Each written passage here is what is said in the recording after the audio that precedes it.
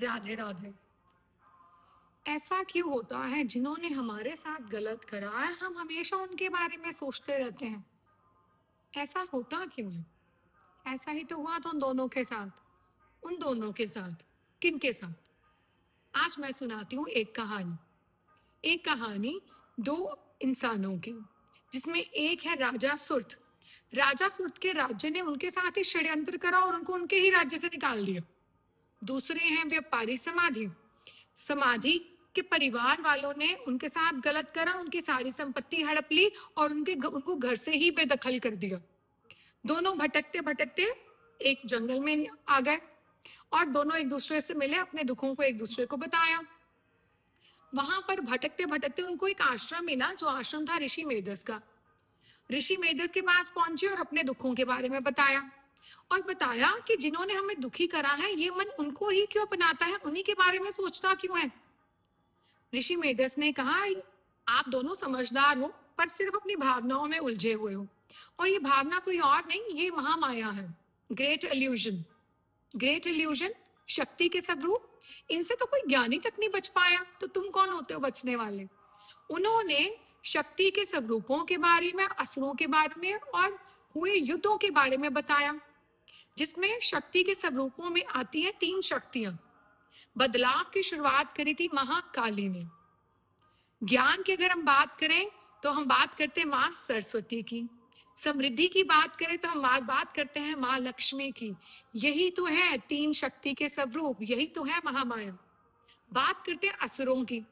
असुर कौन है? ये कोई बाहर तो है नहीं, ये हमारे ही भीतर है असुर। सबसे पहले बात करते हैं असुर महिषासुर की। महिषासुर कौन है? हमारे ही भीतर जो छुपा हुआ अहंकार है, जो बदलने की कोशिश ही नहीं करता, जो कहता मैंने नहीं बदलना, अहंकार, महिषासुर। दूसरा असुर रक्त बीज।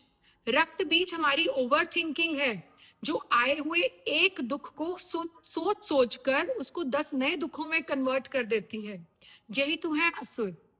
इन्हीं शक्ति के स्वरूपों के बारे में, इन्हीं असुरों के बारे में बात करी गई है। किसमें?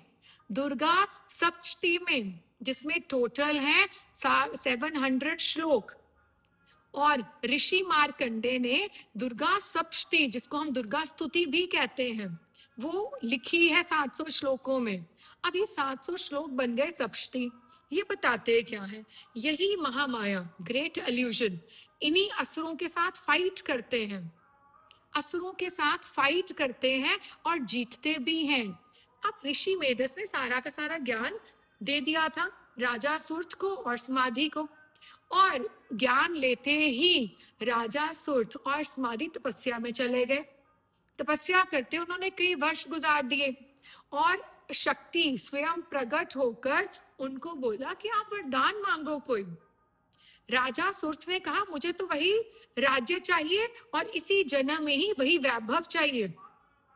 और वहां पर व्यापारी समाधि ने बोला, मुझे तो इसी जन्म में कल्याण चाहिए, क्योंकि उसको तो महामाया का ज्ञान हो चुका था।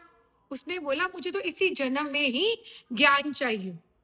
वहां पे महामाया ने, शक्ति के स्वरूप ने बोला, तथास्तु।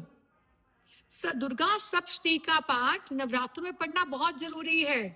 जरूरी क्यों है? हमें बुरा ना लगे किसी का भी, इसीलिए तो जरूरी है। बोलो हर हर महादेव, राधे राधे।